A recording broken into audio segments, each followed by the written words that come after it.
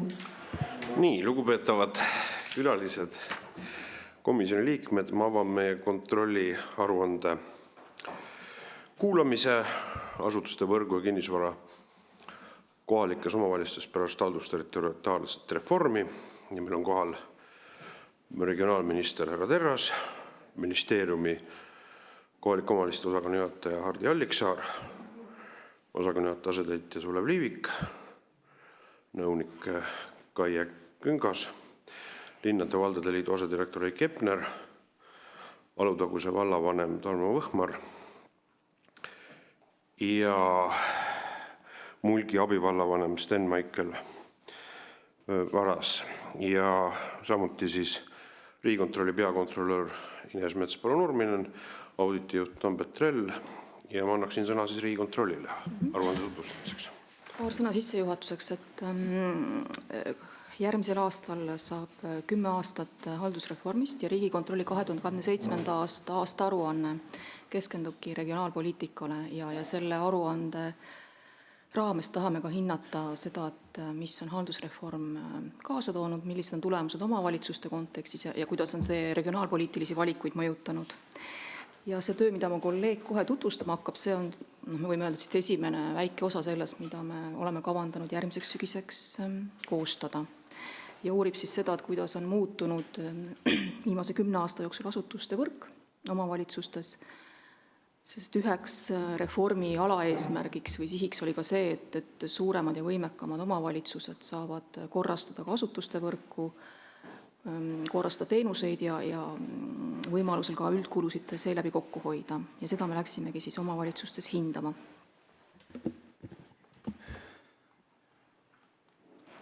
Ma räägin natuke lähemalt, et mõne sõnaga, taust sai natuke juba lahti seletatud, et me seda haldusreformi temaatikat Riigikontrolli erinevates töödes oleme ka varem käsitlenud. Tõsi, neid töid väga palju senimaani ei ole, aga järgmise aasta see aasta ülevaade meil kavatseb ühe osana siis sellele nagu keskenduda. Et nagu siin põgusalt juba sai sissejuhatuses Inese poolt ka mainitud, et kui reformi vahetu eesmärk oli teha KOV suuremaks, siis reformil oli ka mitmeid selliseid alaeesmärke ja üks sellest oli siis ka KOV-ide selle teenuse korralduse majandusliku tõhususe tõstmine. Ehk siis KOV-ide kokkupanemisel tekib mingi mastaabiefekt ja selle pealt siis annab neid teenusmudeleid timmida ja vähendada dubleerimist ja nii edasi, et see oli nagu ootus. Ja meid siis sellega seoses huvitas eelkõige, et kuidas on selle teenuste tõhustamise eesmärgi valguses õnnestunud ümber korraldada asutuste võrku ja hoonefondi. Et esimene siis nagu puudutab seda teenuste organisatoorset poolt ja teine siis tehnilist baasi. Et see töö ei olnud nagu tavapärane audit, et see on pigem nagu ülevaade meie enda terminoloogia järgi, et me siin konkreetsetele KOV-idele hinnanguid ei anna, et pigem siis üldistame selliseid trende ja vahendame siis KOV-ide selgitusi ja põhjendusi sinna juurde. Et hõlmatud olid kõik KOV-id, kuigi fookus oli siis haldusreformi läbidinud KOV-idel, siis tegelikult ka me vaatasime ülejäänud, et siis kus võimalik teha võrdlusi kahe grupi vahel. Ja 10 omavalitsusest siis sattus meie detailsema vaatluse alla ja eesmärk oli siis just nende põhjal tuua näiteid ja siis ka põhjusi välja nende trendide juurde. Alustades asutustega siis keskendusime hallatavatele asutustele, kuna valla linnavalitsused ja muud sellised ametiasutused või nende vähenemine tuli siis reformiga olemuslikult kaasa. Hallatavate osas oli KOV-idel valikuvabadus, kas teha korrektiive või mitte. Statistika näitab, et korrektiive on tehtud päris korralikult. Hallatavate asutuste arv kukkunud circa 3% võrra, et kui vahetult pärast reformi 2017. aasta lõpus oli hallatavaid asutusi 2070, siis eelmise aasta maikuu seisuga oli neid 1457. Et kuigi vähendanud, nagu siin slaidi peal on ka näha, et asutuste arv on vähendanud ka reformist eemale jäänud KOV-id, et siis põhiliselt ikkagi see vähenemine tulebki reformi läbi teinud KOV-idest, et nende hulgas on asutuste arvu vähendanud suisa 96%.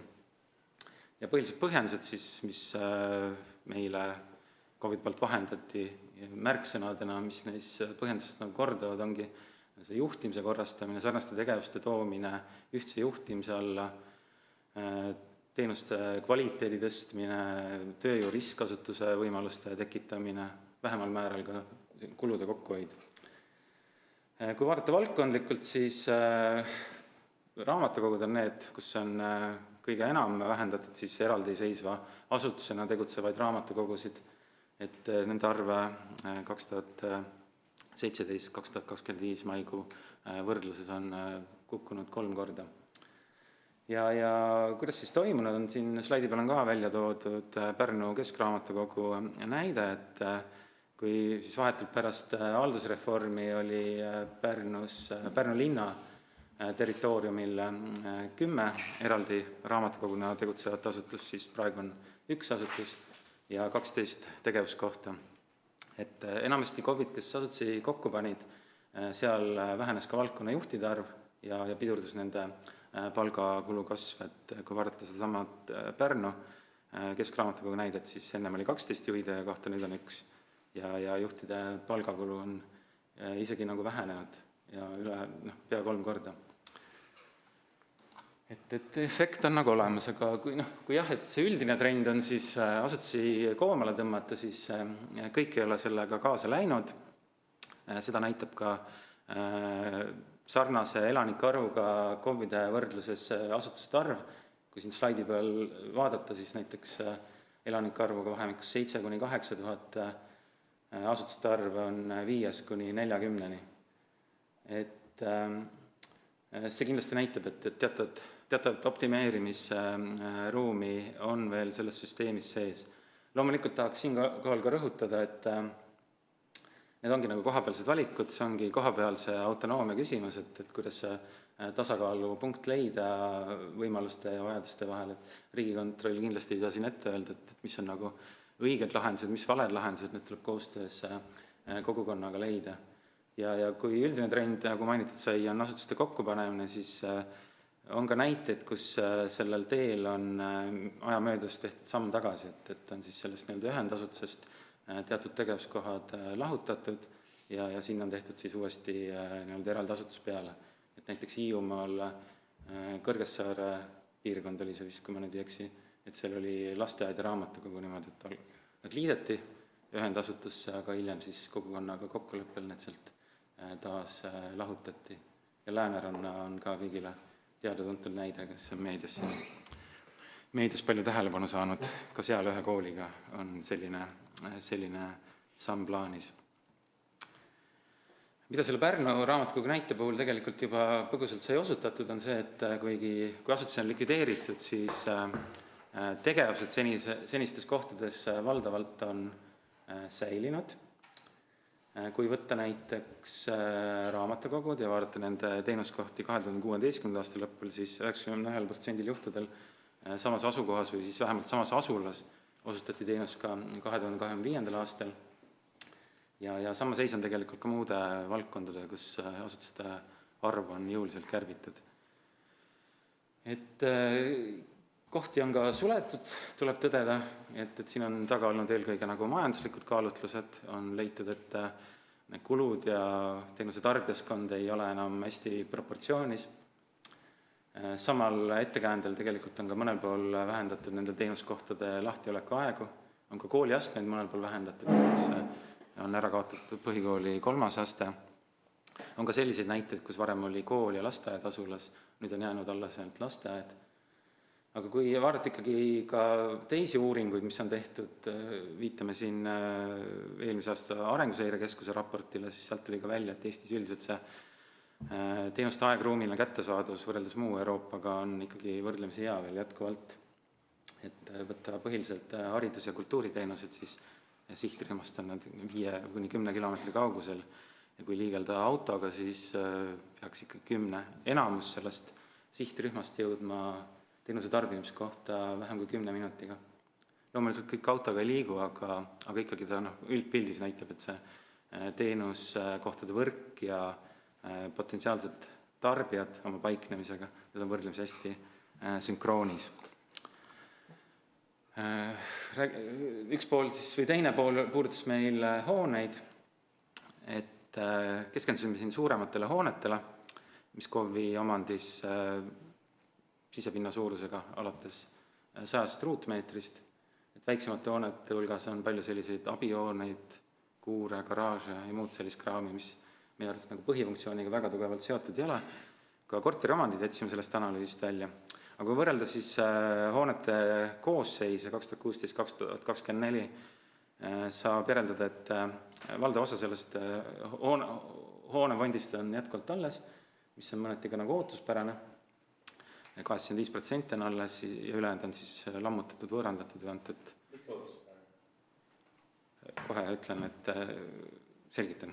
Ootuspärane sellepärast, et kuna need tegevuskohad enamasti, kui asutusi tõmmati koomale seda asutuse võrku ja osa asutusi on suletud, siis enamasti need teenuskohad on alles. Et see tundub, et selgitab seda, et miks see kukkumine ei ole nii nagu drastiline olnud või see võõrandatud hoonete ja lammutatud hoonete hulk ei ole nii suur olnud. Silmaks ka see, et kui me räägime võõrandamisest, et siis reformi läbiviinud KOV-ides on see number mõnevõrra suurem kui reformist eemale jäänud KOV-ides, et vastavalt 10-4%.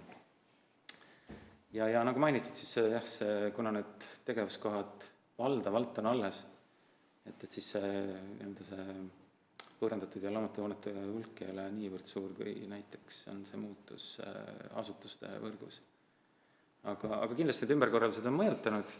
Ka hoonefondis on esile kutsunud teatavaid muudatusi, et kui võtta näiteks valla- ja linnavalitsuste hooned nendes KOV-ides, mis ühinesid ja kuhu siis seda põhilist administratiivkeskust ei jäänud ja vaadata, mis neist on saanud, siis meie kokku loetud numbrid näitavad, et eelmise aasta lõpuseisaga 19 oli neist võõrandatud, 11 oli veel kavas võõrandada ja 5 oli antud rendile. Ja ülejäänud puhul, mis on positiivne, on see, et enamus on mingil moel multifunktsionaalses kasutuses, et siin on toodud kokku siis lisaks sellele valla-linnavalitsuse piirkondlikule teenuspunktile ka muid asutusi, näiteks raamatukogu või noortekeskused. Et see on kindlasti nagu positiivne areng. Mida meie andmed ka näitavad, et ma ei tea, kas see on üllatav või mitte, aga kui vaadata nende hoonete koguarvu, mida meie analüüsime, siis ehkki osa neist on võõrandatud ja lammutatud, siis hoonete koguarv on meie andmete järgi pisut kasvanud KOV-ides, et on ehitatud uusi, soetatud kinnisvaraturult kasutatud hooneid, et neid oma vajaduste järgi kohandada. Samuti on riigilt saadud hooneid, on näiteid, kus on riigilt tulnud mingi koolikompleks, ma ei tea, 10 hoonega üle KOV-il, et kõik need on natuke seda suuremate hoonete portfelli kasvatanud, aga see kasv ei ole tegelikult suur, see on ikkagi enamike KOV-ide puhul jääb sinna 10 piiresse ja protsentides mõõdetuna ka ta ei ole nagu märkimisväärne. Mõned ta kindlasti näitab seda, et vajadust uue järgi realiseeritakse kiiremini kui kasutusse jäänud vana hoonefondi. Investeerinud on ka KOV-id päris suures summas, et kui võtta 2018-2024, siis meie kokkuloetud numbrid näitavad, et investeeritud umbes 1,2 miljardit eurot. Allikad on erinevad, nii omavahendid, suurel määral ka toetused, on võetud ka laenu. Laenukoormuse kasv KOV-ides väga kiire pole olnud, et enamasti on selline mõõdukas ja punasesse tsooni väga palju KOV-id ei ole sattunud. Mida me ka tähele panime ja mis on ka nagu positiivne meie arvates, et vähemalt selle perioodi tagasivaates, et see investeerimistempo on olnud selline 6-8% hoonete soetusmaksumusest aasta alguses ja enamike KOV-ide puhul ta sellel perioodil ületas siis amortisatsioonimäära. Et see on selles mõttes positiivne, et ta näitab, et seda hoonefondi on uuendatud kiiremini, kui see on vananenud ja läbi selles peaks ka nagu KOV-ide võimekus olema mõnevõrra parem. Jätkuvalt on muidugi kasutuseta hooneid KOV-ides. Enamasti see protsendimäär jääb sinna 5 kanti, aga teatud piirkondades on ka rohkem, et Ida-Virumaal näiteks. Siin olid need kordades kõrgemad kasutuseta hooned. Ja need on nagu KOV-ide endi hinnangud, et mis on kasutuseta, mis mitte.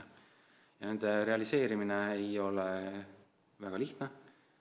Et see võib võtta, kui on müügiplaan, et isegi kui seda müügihinda järjepidevalt alandada, siis võib müügitehinguni ikkagi jõuda aastate pärast.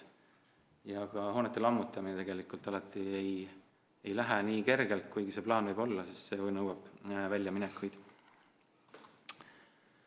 Mida siin natuke põgusalt sai ka nagu välja toodud, aga võib-olla markeeriks veel korra ära ongi, mis on ka seda üldist seda nii-öelda optimeerimistrendi nagu raaminud, on märksõna raaminud ongi nagu multifunktsionaalsus.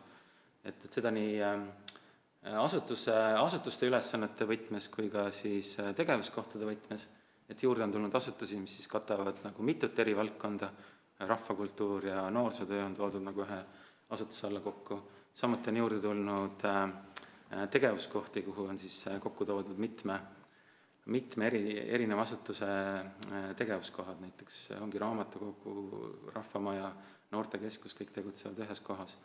Ja kui me siis lööme kokku valla-linnavalitsuste need piirkondlikud tegevuskohad, kultuuri- ja haridusasutuste tegevuskohad, noortekeskuste tegevuskohad, siis nende kogumist circa kolmandik on sellises multifunktsionaalses ristkasutuses.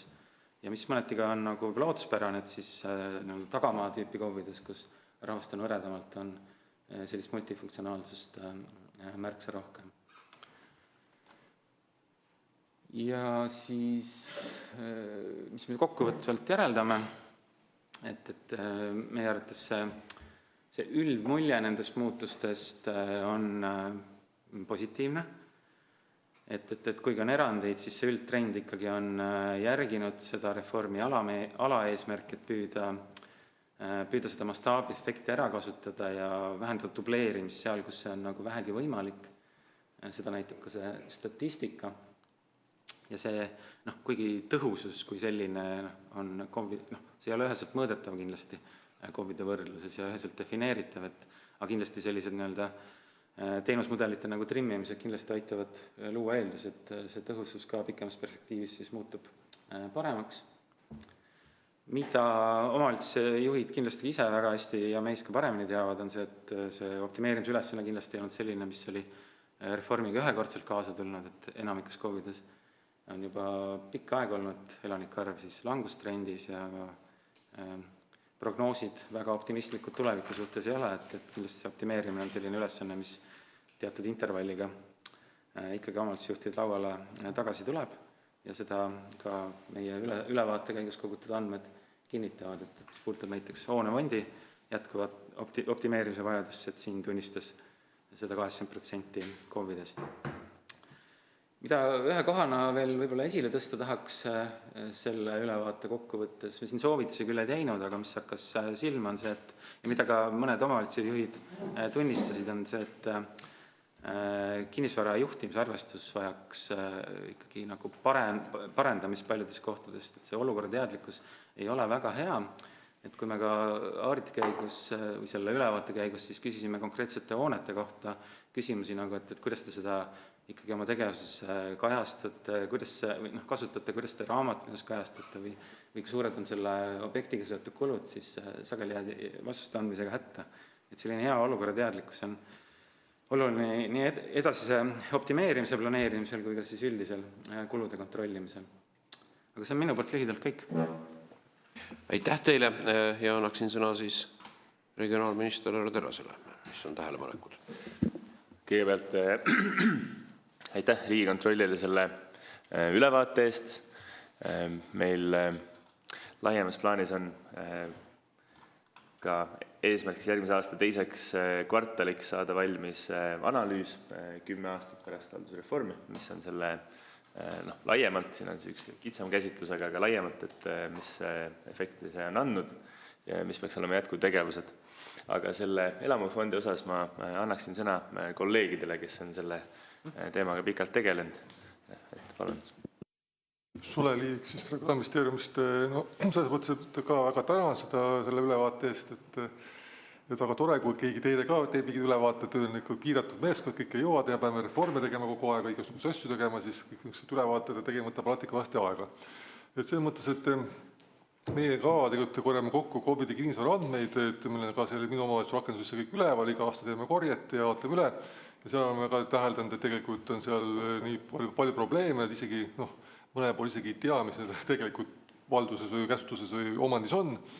et ka seal on ka selle ehitusregistriga väga palju probleeme, on ju, et aga me sellega tegeleme, on ju, ja noh, oleme COVID-ile märku, et tehke oma andmeid korda, on ju, aga see, mis see viimane ettepanek, ma olen seda kuulnud juba 10 aastat tagasi juba, et aga seal on see häda, et Eesti riigis ei saa nagu, Eesti riik peab KOV ise nagu turult selle teenuse nagu tellima mingisuguse juhtimisarvestuse, mingisuguse rakenduse programmi, on ju. Ja riik, Klassika oleme ka rääkinud, et riigi enesearvanduse asi on olemas ilusasti, aga ta ju ei saa seda KOV-ile niimoodi ilma hanketa pakkuda, eks ju.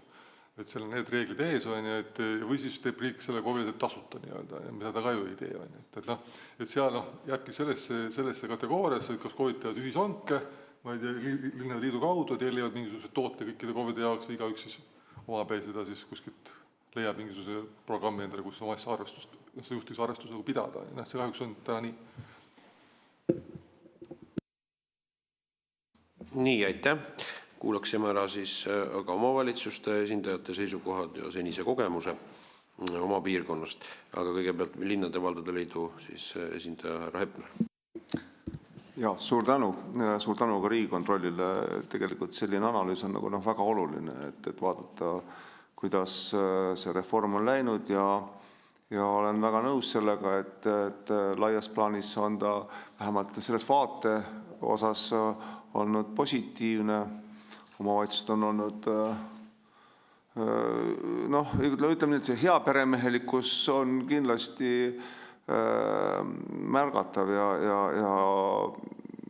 et see trend ka efektiivsuse osas on selgelt olemas. Võib-olla tegelikult ühe osa tooks siiski välja, mis on natukene suurem probleem, mis ei olnud ka ilmselt võib-olla otseselt selle auditi küsimus, aga mille nagu detailid siit ikkagi välja joonistusid, et kõigepealt investeeringuid on omavalitsused teinud rohkem, kui on see kulum, iga-aastane kulum, amortimäär. Ja kui me vaatame, et omavalitsuste tulubaasi loogika täna on tegelikult selline, et ta on eelkõige suunatud põhitegevuse kulude katmiseks, jooksvate kulude katmiseks ja investeeringute tegemiseks siis oma osaluse katmiseks, mis tõukefondidest tegelikult tuleb. Ja siin me peame nüüd tegelikult tähele panema seda momenti, et oma osaluse kaal on vähemalt 2 korda tänaseks päevaks kasvanud. See analüüsiga täna me oleme, kui me võrdlesime ka siin seda, et investeeritud on umbes 1,2 miljardit ja sellest 450 miljonit on siis toetused, erinevad toetused, Euroopa Liidu toetused, aga CO2 toetus ka on seal juures, näpuotsaga võib-olla ka riigieelarvest midagi veel juures.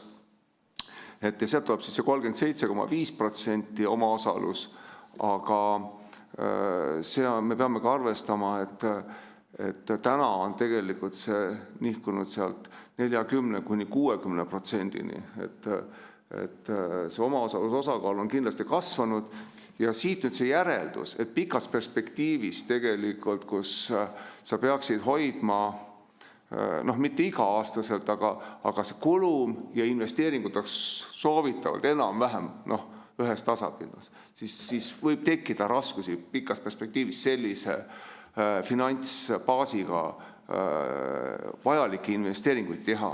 Et siin ka viidatakse, et terve rida on veel objekte, mida oleks vaja rekonstrueerida, energiatõhusus, ruumikasutuse tõhusus, see kõik maksab, aga seda on üsna keeruline tänase tulubaasi poolt teha. Et see on võib-olla selline nagu laiendus sellele auditile, aga printsiibis on positiivne, et hoonete pidamine on muutunud efektiivsemaks, see oli see ka näiteks punkt 45 on selgelt välja toodud, et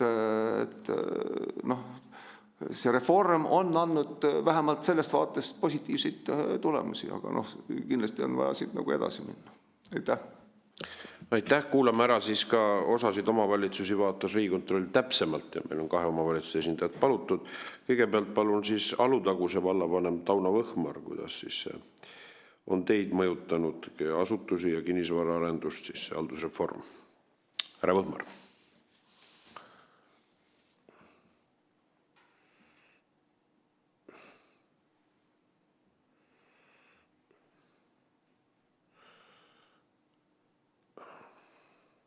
Ei kuule midagi.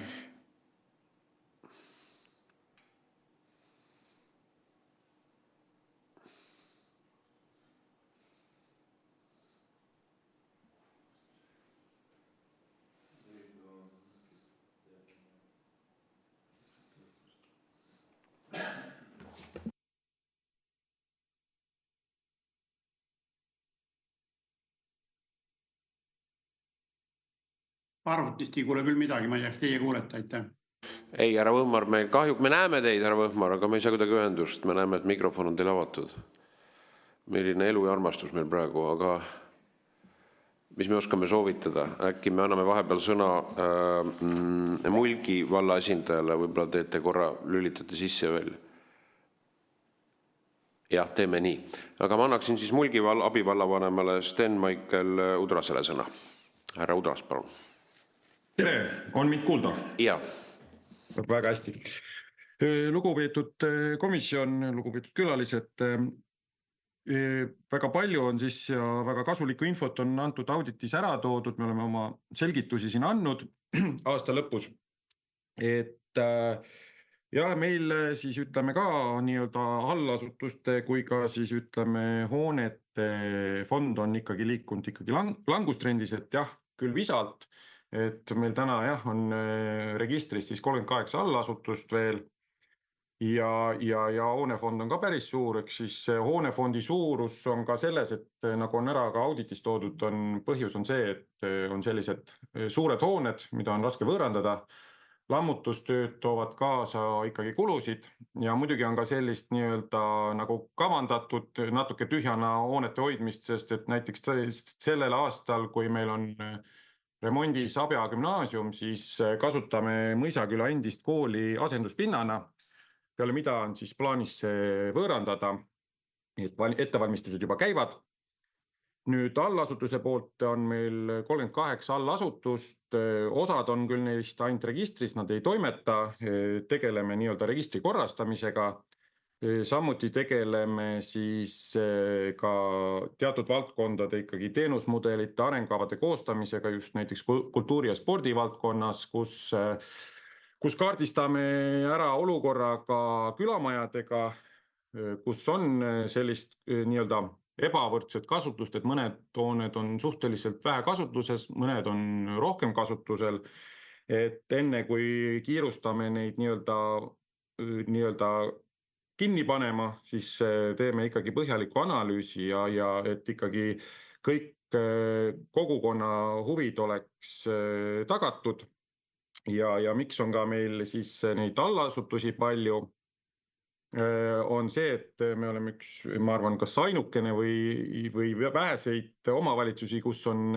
tänasel päeval ikkagi 3 linna ja suhteliselt suur pindala, et soov on ikkagi, et kõikidele inimestele oleks teenused kättesaadavad, sealhulgas raamatukogud, siis on meil olemas 4 ikkagi teenuskeskust vallavalitsusel ja miks ei ole raamatukogud siiamaani ühendatud, on ka see, et meil on nad ikkagi ühe inimesega või ühe töötajaga raamatukogud, et nad nagu sellist suurt majanduslikku kasu või edu selles mõttes ei too.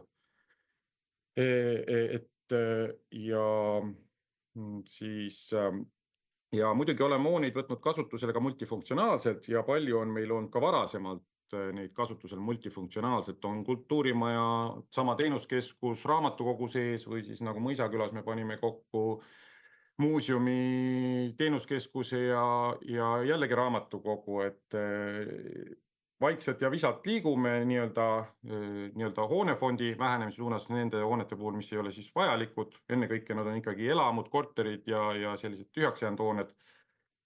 Ja nüüd ka Mõisaküla hoone ja allasutustega samamoodi, et optimeerimine käib. Praegu on meil töös siis spordi- ja kultuurivaldkonna teenusmudel, nagu ma varasemalt ütlesin, ja ka heakorra nii-öelda allasutuste ühildamine, et see teenus oleks nii-öelda kõikides piirkondades ühesuguse kvaliteediga ja ühtsetel alustel. Et praegu ma siit nagu rohkem midagi lisada ei oskagi, et kui on küsimusi, siis hea meelega vastan.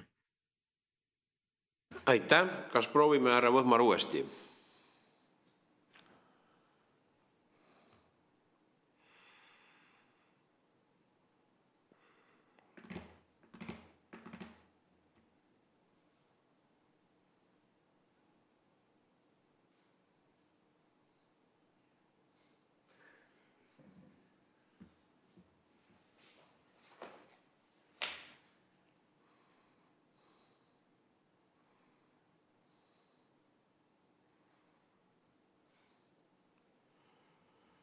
nii, aga senikaua, kui härra Võhmar proovib, eks ole, kui me loodame saame ühenduse, ma näen härra Järveojal on küsimus. Ja ma küsiks Mulgi valla käest, et kas teil on, te ütlesite, et te seda teenust nagu ühtlustada, kas teil on mingi ühine, ütleme, ülevallaline asutus, mis pakub seda eakonnateenust, aitäh? Ja see on väga hea küsimus, et meil on nii-öelda see teenus praegu jäänud ikkagi ühinemisieelsesse nii-öelda aega, ehk siis endises Karksi valla piirkonnas ja Mõisaküla linnas on siis meil nii siis vastavalt Karksi vallahooldus ja Mõisaküla linnahooldus, endises Abja valla piirides on meil teenus sisse ostetud meie enda tütarettevõtte käest, Mulgi vallahalduse käest, ja Hallistes on veel siis eraldi inimesed, kes nii-öelda majandavad seal. Et eesmärk on ikkagi praegu teha ühtne allasutus Mulgi vallahooldus ja enam ka mitte sisse osta seda teenust, et ütleme niimoodi, et see teenus oleks siis ühtemoodi igas piirkonnas. Et praegu on jah, selline killustatus väga suur. Härra Järveoja on täpselt. Ja mul on jätku küsimus, et ega te ei plaani ühesõnaga, ma saan aru, et te ei plaani erastada, et te plaanite ikkagi valla asutusena jätkata. Ja kindlasti, et see on meie eesmärk, kuna meie hinnangul on see optimaalsem selles mõttes, et ta on odavam ja ka operatiivsem, et sisseostetud teenuse puhul see operatiivsus meie hinnangul kaob ära. Härra Allas. Ja, aitäh, et kindlasti on hea teada, kuidas need ruumid ja hooned ja tegevused on muutunud, aga te kindlasti oleks vaja ka nüüd jätkutegevust, et kuidas siis nüüd reaalselt see teenuse pakkumine on, sest ma isiklikult tean küll väga palju omavalitsusi, kus siis see teenuspunkt on alles, aga see lahtioleku ajad on meeletult kärbitud, ehk siis kui me räägime nagu teenuse kvaliteedist, siis teenuse kvaliteed on kindlasti ka langenud mitmetes kohtades, nii et see pool vajaks ka sisulise poole pealt ülevaatamist. Aga mu küsimus on see, et ega te selle Riigikontrollile ja võib-olla siis hiljem ka ministeerium kommenteeriks pisut, et ega te ei vaada nagu sellise nurga alt, või küsinud omavalitsustelt, et mis see vajalikkuse, mittevajalikkuse struktuur nagu laiemas plaanis on, et kas kui palju ja milliseid hooneid veel vaja oleks, ehk siis funktsionaalne vajadus ju muutub ajas, kuna inimeste või vanuseline koosseis muutub ja kõik sinna juurde ja ka näiteks seda, et erinevates omavalitsustüüpides on ju kindlasti on täna selgelt nagu punases, et teatud teenuste järgi, teenusmajade järgi on väga suur vajadus ja nad ei suuda seda täna pakkuda, et ega seda on ja siis võib-olla ministeerium ka kommenteeriks seda, aitäh. Natuke kommenteerin. Kõigepealt selle lahtioleku aegade kohta, et vähemalt nendes 10, mida me detailsemalt vaatasime, et seal me vaatasime, raamatukogude puhul me vaatasime detailselt üle, et kui palju see muutunud on. Et enamikus olid tegelikult samad lahtioleku ajad, mis olid ka enne reformi. Aga kindlasti omavalitsusi on veel ja neid näiteid on muid ka, et mis seda nagu tuleviku vajadust nagu peaks kõige paremini kokku võtma, on COVID eelarve strateegiad. Et seal aruandes meil on ka natuke seda kirjeldatud, et see investeeringute koguvajadus siin lähema kas see oli 25–28 perspektiivis oli mingi 700 miljonit eurot, et neid kohti kindlasti on. Enamasti ongi haridus ja kultuurivaldkond, kuhu siis sotsiaal ka, aga see oli vähem seal, et ma ei tea, et võib-olla see näitab siis mingid prioriteete, aga kui see statistika kokku lüüa, et sotsiaali poole nii palju ei läinud, aga ta kindlasti on ka seal nagu tipu lähedal. Et ma ei teagi rohkem, mis... Ja, et see on see piirkonnati COVID sees teenuste kättesaadavus, seda me nagu väga eraldi pole nagu vaadanud, aga ka minu omavalitsus mingid näitajad, see näitavad ka neid asju, kuidas see lahtuleku ajad on mingid noortekeskuste asjad ja mingid raamatukogud, mida asjad nagu on natuke, vaatab üle platsi, kui palju need on ütleme, normaalselt kokku lepitud, kas siis lahtuleku aegadega nagu raami mahuksid. See, mis on vajadused, jah, Tambet rääkis, et võtame ikka COVID strateegiate pealt, ega me midagi paremat ja kuskilt ei ole, et kus me midagi näeme, kus plaanid on, et nüüd on jah, küsimus on Anti mõttes, et punasest teenused, kui võttes sotsteenused või üldiselt on ju, siis seal läheb ka ju 8 on ju mingi hooldekodud on ju, seda hooldekodude vajadust nüüd me küll kuskilt ei näe on ju, et teine siis mingisugused pehmed tegevused on, mis sotsvaldkonnas, seda me ka nagu niimoodi ju ei näe on ju. Aga jah, et me ikkagi üritame andmeid korjata, me ikkagi filosoofia on see, et me korjame nii palju andmeid kätte, kui saame, aga nii vähe koormavad kui COVIDile võimalik on, et ei saa ka ju mingisugused unistuste listi kapult korjata on ja teada teile inimesele kohutavad tööd, eks ju. Me peame mõtlema alati läbi, et kui me midagi korjame, mida me nendega ikkagi ka päriselt nagu teeme. Kui tohib, siis lihtsalt kommenteerime pisut juurde, et tegelikult täna oleks hästi kiiresti vaja väiksemates omavalitsus, rahvaarv kasvab, inimesed elavad üksinda, vanemad inimesed taludes. Tegelikult seda hoonefondi oleks vaja kiiresti kohandada, et nad näiteks saaksid talvel olla nii ütelda sellises veidi paremates tingimustes, kus nad on veidi valvatud koos, neil oleks oma nurgake ja siis nad liiguvad veel, sooviks liikuda oma taludesse tagasi nagu selleks pooleks aastaks, kui päike kõrgel ja saab veel toimetada, on ju, et tegelikult see pool on nagu hästi unarusse jäänud, see vajadus on suur, selle tõttu on ka meil hooldekodud ülepaisutatult täis, et see pool vajaks väga tõsiselt ülevaatamist ja sinna ka meetmete kavandamist, aitäh. Härra Teras, jah. See on iseenesest suhteliselt hea mõte, kas tead sa, kas seda on kuskil rakendatud ka, et ma olen kuulnud, et kas Muhumaal äkki prooviti seda või? Üks on, ütleme, minu kodupiirkonnas on mitmes kohas ikkagi nagu igas omas mingi väiksel kujul, aga neid võiks rohkem olla. Et näiteks Rõuge vallas kindlasti ma tean inimesi reaalselt, kes liiguvad talvel oma talust siis sinna oma nurgakesse korterisse ja siis liiguvad tagasi. Et ja seda tõesti vaja. Ma nii palju kommenteeriks võib-olla juurde, et tegelikult Sotsiaalministeeriumi valitsemisalas siin mõned aastad tagasi oli tegelikult ju see, oli toetusmeede olemas, et nende teenusmajade loomiseks. Et need, väga vähe. Ja ei, selles mõttes, et kindlasti see vajadus on ilmselgelt nagu suurem. Aga siin Saaremaal on minu meelest loodud selline maja veel ja Tallinnas isegi. Härra Võhmar, ega proovime uuesti või lootust? Tere, proovime uuesti, kas on kuulda? On kuulda, ei ole pääsu. Nii, härra Võhmar, rääkige.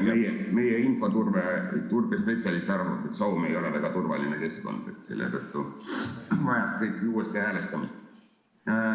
Teemas, et meil oli sellest Riigikontrolli tööst enda jaoks väga kasu, et isegi sain üllatusega teada, et omame mingeid kinnistuid ja hooneid, millest aimugi ei olnud, et tänaseks on see infobaas meil korrastunud ja lisandi juurde, et ega mõtlemegi järgmist sammu juba edasi, et see sama kinnisvara juhtimise arvestus, et see ka siis nii-öelda võtta mingi selline hõlbustav ja paremat ülevaadet andmebaas kasutusele, et tegeleme sellega juba.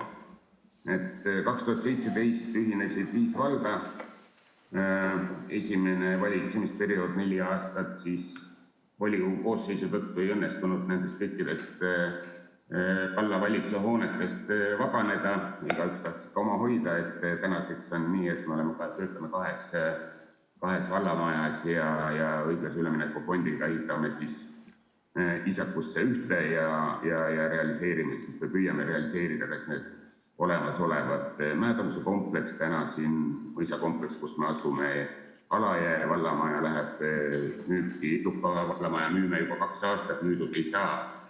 Suur kinnistu, suur maja võib 7 korterit sisse teha, isegi e-projektid on olemas, hind on 70 000 ja keegi ei taha osta, et ostuhind isegi ostetakse, aga investeerimise hind ruutmeeter maksab sama palju kui Tartus Tallinnas, keegi ei võta seda riski ja ühe näiteks hooldekodu, mitte hooldekodu, sotsiaalmaja Jõugal, endine koolimaja, ehitusaluse pinnaga seal 500-600 ruutu. Värske oksjon oli, et alghind oli 10 500 ja 12 100 saime müüdud. Tegeleme jooksvalt ja järjepidevalt selle optimeerimisega, et ruutmeetrid, kuupmeetrid on endiselt liiga palju. Aitäh, aga ma küsin Riigikontrollilt, et nüüd Mis sellel pildil siis valesti on või õieti, et kui me räägime dünaamikast, et mida sellest järeldada, et siin on loomulikult kaks, mingi osaliselt võib väita, et on vastassuunalist loogikat, küsimus, kas haldusreformi tulemusel on teenused kättesaadavus langenud, eks ole. Te siis toote näite Rahvaraamatu või mingid punktid, eks ole, ütlete, et seda nii suures erikaalus, kui võrreldes asutuste arvu kahanemisega ei ole seda leidnud. Aga selle kinnisvara portfelliga, seda võib eraldi arvestada, eks ole, mis siis on teie põhijäreldus, et kas seda on liiga vähe optimeeritud või liiga palju on kasutusel olevat vara, mis on teie niisugune siis, õpetuse iva selle dokumendi pealt, mis teadmine meilt võrsub? Ma alustan, Tambet saab jätkata, et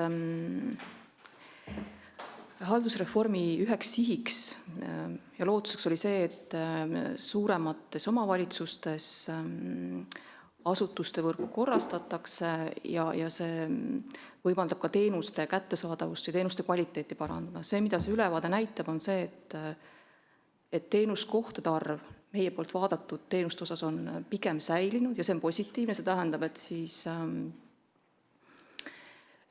asutuste võrku korrastades on siiski läbi mõeldud ka see, et teenused jääksid kätte ka väiksemates piirkondades. Ehk et me arvame, et see reformi suund või see, mis on omavalitsuses toimunud, on pigem olnud positiivne. Jah, selles mõttes see üldine trend, mida me siin ka esil tõstame, see meie arvates järgib seda reformi eesmärki, mis nagu ootus oli. Selles suunas on asjad liikunud, aga mitte igal pool võib-olla, et me loodame, et siis see töö nagu pakub ka selliseid häid praktilisi näiteid, mida mõned KOV-id siin näiteks Mulgi saab vaadata Alutaguse pealt, et kuidas seal on õnnestunud need asjad, mis mõttes on olnud, kuidas paremini kokku panna, optimeerida, seda kuluefektiivsust tõsta, et kuidas seda teoks teha. Et see üldine resümee on see, et tundub, et vähemalt selle alaeesmärgi osas asjad on liikunud õiges suunas, et suurt probleemi ja selle eesmärgi vastu praegu ei näe. Härra Allas. Võib-olla riigi vaates selline suur pilt veel juurde, et siin eelmises või üleelmises komisjonis arutasime seda, et kas me oleme suutnud siis pidurdada seda lahkumist piirkondadest, rääkisime sellest Kagu-Eesti tegevuskavast, et ei ole sisustatud piisavalt tegevustega, mis nagu seda trendi aitaks muuta, et see lahkumine ei oleks nii kiire.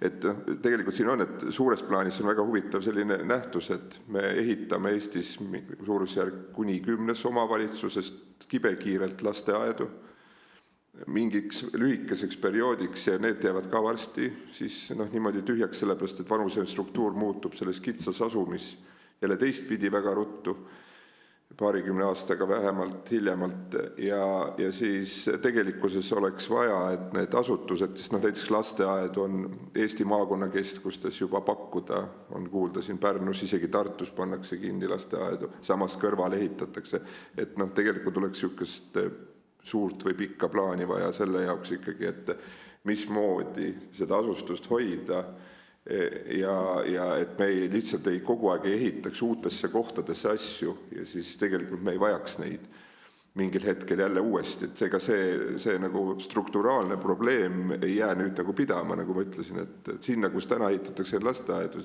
samamoodi vanuselise elanikkonna vanuse koosseisu tõttu ei ole vaja neid 20 aasta pärast sellisel kujul, nii et see on selline, mida vajaks kõvasti analüüsimist ja sisustamist. Aitäh. Nii, aga kinnisvaraportfell on üks asi. Me lugesime kõik kokku, ära Võhmar leidis paar garaaži veel Alutagusel, aga küsimus on selles, et nüüd ootavad ees üllatused ja see puudutab nüüd kliimaseadust. Et kliimaseaduse eelnõu näeb ette siis mitte enam vabatahtlikud kliimaenergiakavad, mida omavalitsus on koostanud, kohustuslikud omavalitsuste kliimakavad ja sellega projektoorid ka siis emissiooniheite vähendamise kohustused ja neid hakkab kinnitama tegelikult siis seda reeglistikku nendele omavalitsuste kliimakavadele hakkab kinnitama põllumajandusminister, on nii seaduse järgi. Härra põllumajandusminister, rääkige siis omavalitsuste mõttes need kohustuslikud kliimakavad, mis peavad juba kinnitatud olema eelnõu järgi 30. aprilliks järgmisel aastal, siis 6 aega pärast Riigikogu valimisi, et kuidas see välja hakkab nägema ja milliseid piiranguid või lisakohustusi see endas siis hakkab sisaldama? Te mõtlete seda kliimaseadust, mis ei ole veel Riigikokku jõudnud? Jah, seda kliimaseadust, mis on avalikkusele tekst kättesaadav ja mida vähemalt avalik-õiguslik see saadetakse. Et hetkel tõepoolest kohalike omavalitsuste kliimakavade küsimus on arutelu all ministeeriumite vahel. Me oleme teinud sinna enda tähelepanekud just selles osas, et kohalikel omavalitsustel on õigus seda rohkem ise määrata, kuidas neid täita, et see ei läheks siis kesksete normide katteks, vaid et neil on endal seal võimalus kaasa rääkida. Et hetkel meil veel arutelu Kliimaministeeriumi selle osas käib, et ma lõplikke järeldusi sellest hetkel veel teha ei saa. Aga ma küsin juurde, et seda eelnõud on nüüd välja töötatud 3 aastat. Suurusjärgus 10 miljonit eurot on selle kogu projektile analüüsidele pandud ka niimoodi maksumaksja vahendid, on suurusjärg töö, ja see kohalike omavalitsuste kliimakavad on seal kogu aeg olnud sees selles eelnõus ja nii-öelda emissiooniheite vähendamise trajektoorid, et jõuda nullemissioonini ka valdade ja linnade põhiselt, et selle 3 aasta jooksul, et mis see niisugune käsitlus on siis, et mis kohustused siis omavalitsustel on selle loogika järgi emissiooniheite vähendamiseks valdade linnade lõikes, see seostub tegelikult ka üldse inimtegevusega või CO2 jalajälje tekitamisega siis Eesti valdades. Eelmise küsimuse kohta, et väite kohta, me teada küll, et põllumajandusminister ei kinnita mingisuguseid määrusi COVID-ile, mingisuguseid kliimakavade koostamist, see on ikkagi kliimaministri ülesanne, me küll ei tea, et see klausel oleks seal sees. Kus see pärit nagu on? Õige, ma eeldan, seadus ütleb eufemistlikult valdkonna eest vastutav minister ja ma eeldasin, et omavalitsustele, kui kinnitab määruse, siis on see regionaalminister või põllumajandusminister praeguse vastava pädevusjaotuse järgi, aga ma saan aru, et teie käsitluses see valdkonna eest vastutav minister, kuna see võimaldab, ma ei tea, mis valdkonda seal määratakse, aga kes selle valdkonna määrab siis, et kas omavalitsustele kehtestab nii-öelda ordonnantse ja reegleid regionaalminister või teeb seda kliimaminister? Loogika ikka ju selles on, kui ka mingi haridusteaduse võetud valdkonna minister, see on haridus- ja teadusminister on ja kui kliimaseadus, siis on see kliimaminister on ja arusaadav, aga hästi, et siis oletame, et see on siis kliimaminister. Aga mida siis kliimaminister, kas teie olete kursis, et kuna seaduseelnõu näeb ette juba, et kõik on juba jõustatud 30. aprilliks 2027? Nagu minister ütles, eks meil on see teema veel lahti, eks ole, see on lihtsalt see mingisugune eelnõu kavandane, kus midagi kirjas on, aga me loomulikult nüüd majade vahel arutame sellest, et nagu ütles minister, me tahame seda teha, et oleks COVID-il võimalikult ikkagi niimoodi autonoomia, selle enesekorraldusõigus, et kuidas seda asja nagu korraldada või teha, et loomulikult me hoiame väga tähelepanu silma peale, seal ei läheks lihtsalt bürokraatiaks, punkt 1, punkt 2 on see asi ka, et me vaatame seda asja ka niipidi, et ka määrustega ei panda COVID-ile mingisuguse täiendav kohustus, millega kaasneb mingisugune rahaline koormus, et me vaatame kõik asjad nagu niimoodi üle selles suures pildis ja kui see eelnõu niimoodi istungile jõuab ja me midagi seal märkame, siis on omad protseduurid, siis anname ministrile teada, et meil on seal probleemid ja siis minister siis võtab sõna, nii see käib. Aga ma täpsustan üle, et mis on positiivne uudis, et omavalitsustel on autonoomia korraldada neid asju. Aga ma mõtlengi, et nüüd ma küsingi selle üle, kui teil käib juba dialoog, eks ole, siis kliimaministeeriumiga, mis asju omavalitsus peavad hakkama korraldama, samas säilitades autonoomia? Kirjeldage seda, et mis see siis on, et mis tegevus on, sest seaduses on vägagi radikaalsed eesmärgid ja radikaalsed nõuded, mis kehtestatakse. Ma võin täpsustada selles mõttes, et Hardi Alliksaar kohaliku omavalitsuse osakonna juhataja, et tõepoolest kliimakava kinnitab, eks ole, kohalik omavalitsus. Meie ettepanek on olnud, et see oleks volikogu pädevuses kinnitada kliimakava ja tõepoolest vastab ju tõele, et paljud omavalitsused on seda juba tänaseks teinud, et meie hinnang või teada 68 või 78 on selle tänaseks juba kinnitanud vabatahtlikult, nii nagu õigesti oli mainitud. ja noh, see miks ta on nüüd ära reguleeritud, noh, meie ei ole seda küll eelnõud välja töötanud, aga selles mõttes, et oleme sellega tutvunud ja see eesmärk ongi selles, et omavalitsused vaatakski sellele teadlikult otsa, et see oleks mitte siis ainult vabatahtliku alusel, vaid siis üleüldiselt. Kõigil oleks siis ära hinnatud oma siis mõju kliimale ja arvestades siis enda nii tõesti hooneportfelli, aga mitte ainult, vaid kõiki tegevusi, eks ole, ja hinnates siis, millised on võimalused siis säästlikumalt majandada. Et see on pigem nagu selline suunis omavalitsustele vaadata sellele otsa, hinnates ära ja kui vähegi võimalik, siis võtta kasutusele vastavad meetmed, et siis seda jalajälge vähendada nii-öelda. Et see on selline üldine lähenemine, et omavalitsused vaataks sellele kõik, mitte siis ainult vabatahtlikud, ütleme, kes on juba suures osas seda teinud, vaid et siis kõik vaataks sellele korra otsa, hindaks ära enda võimalused. Härra Epner.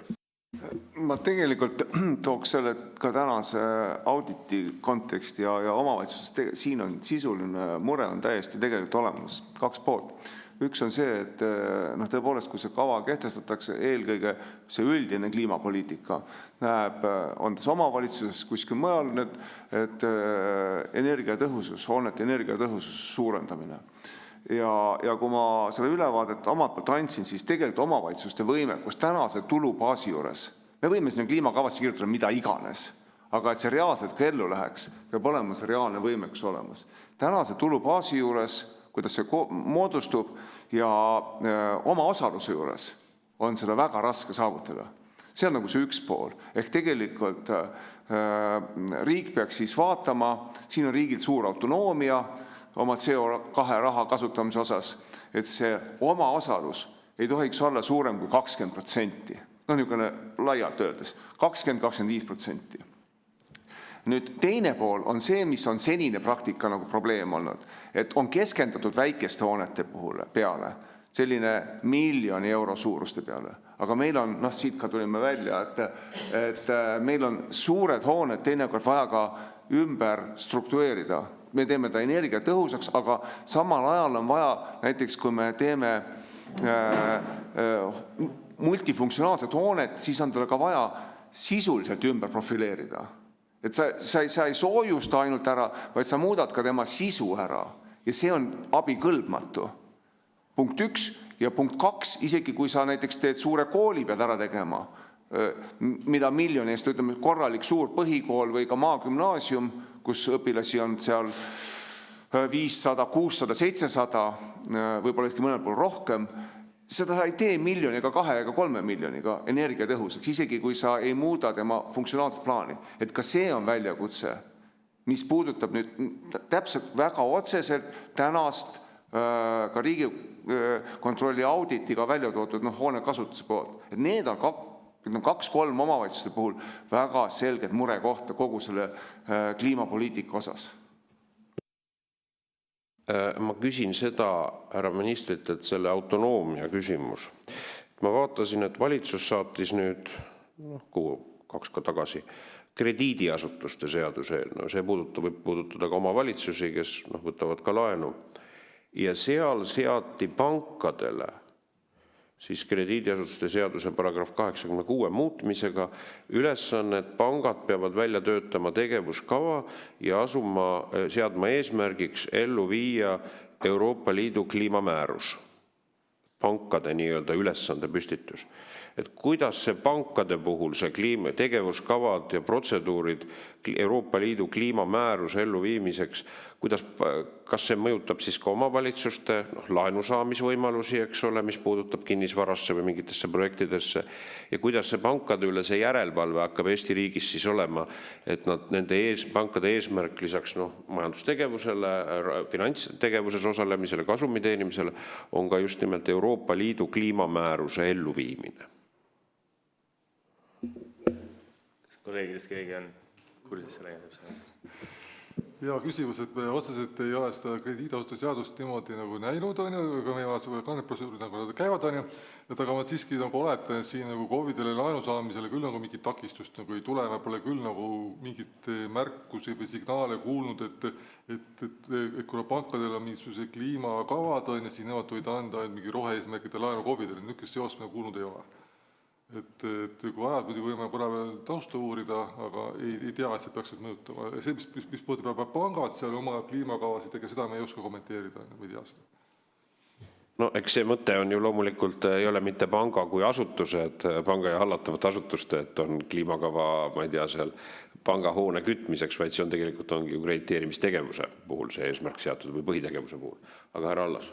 Ja väike küsimus oli ministeeriumile teemasse tagasi tulles, et kas see hoonefondi, et kas ministeerium on analüüsinud, et kas hoonefondi elus hoidmine, noh kui ütleme mingi nulltase, umbes rahvaarv ja teenuste vajadus on sama, kas tulubaas tegelikult võimaldab üks-ühele siis hoonefondi elus hoida, noh me teame, et me oleme, Eesti kõik omavalitsused on viimase 30 aasta enamus sõltunud ju toetusmeetmetest, et kui nüüd toetusmeetmed ära kaovad, kas oma tulubaas seda võimaldab? Aitäh!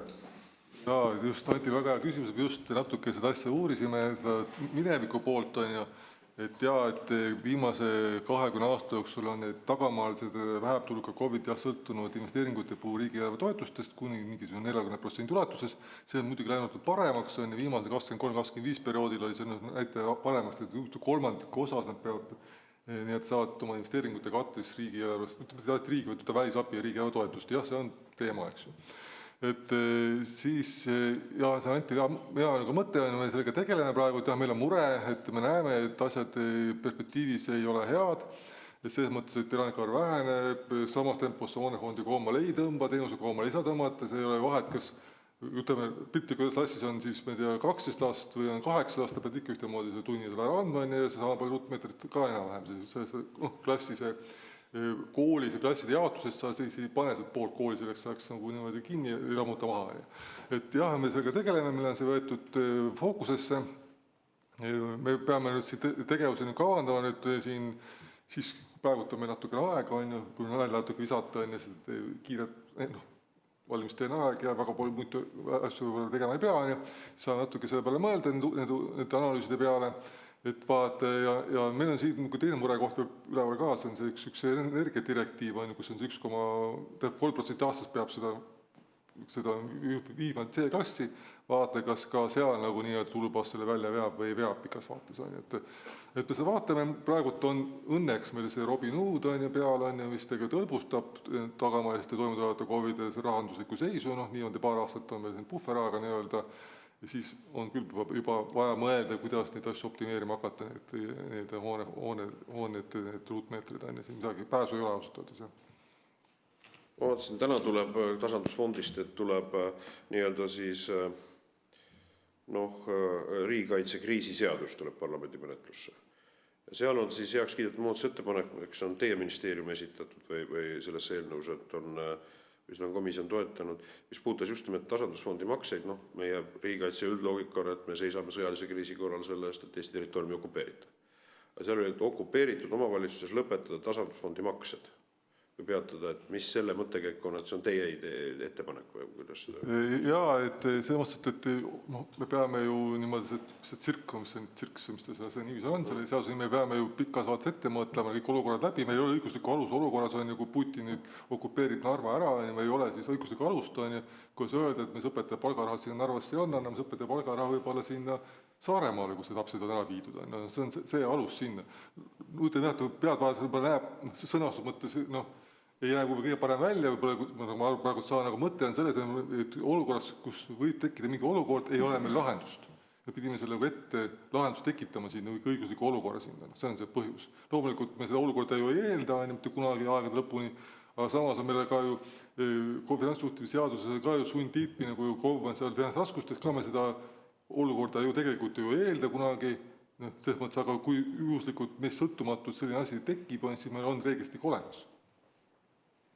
aga kui te nii mõtlete juba tasandusfondi maksete tasemel, kui niisugune mõttekäik on, aga mismoodi see omavalitsuse juhtimine siis hakkab toimuma tsentraalselt riigi poolt, ma mõtlen, et kes legitiimset võimu teostab, sest okupeeritud territooriumil ilmselgelt Eesti Vabariik siis ei tunnista ju selle omavalitsuse tegevust, ütleme, või tunnistab siis, ma mõtlen omavalitsuse üksus, kui Eesti Vabariigi avalik-õiguslik juriidiline isik on olemas, aga ta on okupatsioonivõimu kontrolli, et kui me juba tasandusfondi ülekande küsimuses seadus nii üksikuna reguleerime, siis ma kindlasti kõigis kriisideks riik peab valmistuma, ka erakorraliselt valmistama ette mingid kriisiplaanid, aga selle üksiku küsimuse puhul, kui see nii eraldi välja tuua, ma arvan, see on signaal, ühiskondlikult on väga niisugune poleemiline minu meelest, mis ta annab välja, et kui te juba, kuidas te ette kujutate, et kas siis hakatakse ministeeriumi poolt otse juhtimise alla võetakse need otsused, mida langetatakse omavalitsuse suunal, kuna inimesed liiguvad, siis me näeme, libiseme juba väga niisugusse dramaatilisse olukorda, liiguvad üle riigi piiri, kui me kujutame rindjoone, kui see, ütleme, võimalik on, et siis jälle omavalitsuse õiguse, kes see teostab siis? Ma ei oska ka lõpuni vastata, selles mõttes, et kui inimesi ei ole, selles mõttes see territoorium ei ole Eesti riigi kontrolli all, Eesti inimesed on kõik, ma ei tea, Pärnus ja Saaremaal saavad seal omavalitsusliku teenused, siis ma ei oska öelda, mis siis hetkel see juhtimine siis käib seal, niisugune spetsialist ei ole, see peab tulema välja muudes selle seadus sätestes, et mismoodi siis riik selle ja omavalitsused võimu teostab. Meie asi oli see rahalises mõttes, rahade ülekandmise mõttes, eks ole, mõelda see reeglistik ette välja, kui selline väga ebameeldiv olukord tuleb kunagi, et siis me oleme kuidagi valmis ja raha ei kanna Venemaale nii-öelda, eks ju. Aga näiteks maamaks? Ei, põhimõtteliselt me arvan, et see on ikkagi kõik maamaksu, tulumaksu, kõik samamoodi peab olema, et kui see ei ole, siis me vaatame selle üle selle pilguga. Praegu on ainult, ma selle pärast järataski tähelepanu, et oli ainult, ma mõtlesin, kas on mõne parlamendiliikme üksik niisugune improviseeritud muudatusettepanek, aga kui see on valitsuse oma, siis see eeldab terviklikku nägemust, ise küsimus, mis signaalid avalikul selle ühiskonnas vägagi närvilises olukorras annab, et mida ma ei väida, et niisuguseid ka kõige dramaatilisemaid ja mustemad stsenaariume ei pea julgeolekust ette valmistama, eks ole, aga siis on pigem niisuguse olukordi realiseerida, ütleme, et kui osa okupeeritakse, siis tasandusfondi maksed ei toimu, on praegu see sõnum, eks ole.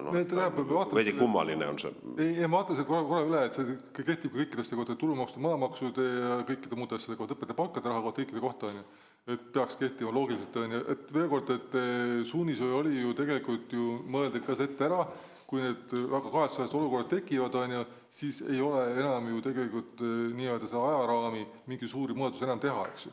Ja see mõttes, et on... Vaadake, härra minister, minu meelest me läheme vastuollu sellise mõttekäiguga, kus me libisime. Mitte, et ohtu ei ole ja oht võib ka realiseeruda, aga selle oma nii-öelda usutava heidutuse lähtekohaga, et me tegelikkuses oleme võimelised sõjalise konflikti ära hoidma ja teiseks, et meie kaitsevõime on piisav selleks, et Eesti territoorium ei okupeerita ka nii-öelda siis kaugmaa vastulöögiga, eks ole. Et kui me seda nüüd õiguslikult määratleme, see on nüüd esimene pretsedent, kus me määratleme selle, et kuidas halduskorraldus hakkab juhtuma okupeerimise ajal omavalitsustes või maksukorraldus. Et härra minister, kas sellega on mingi terviklik käsitlus on valitsusel selles loogikas, olete te üles ehitanud selle, kuidas aset leiab, või see on lihtsalt üksik küsimus finantsiliselt, et lihtsalt vältida siis ülekande tegemist okupeeritud ala territooriumile. See puutub ükskõik, mis ülekandeid siin, ütleme, just nimelt on ka välja antud spetsiifiliselt tasandusfondi maksed. Selle eelnõu eesmärk on ju valmistada kriisi erinevate stsenaariumiteks ja minu meelest on mõistlik, et kõige kehvemate stsenaariumite puhul me ikkagi kasutaks enda rahalisi võimekusi selle jaoks, et enda riiki kaitsta ja enda inimestele pakkuda neid teenuseid edasi, nii palju kui on võimalik.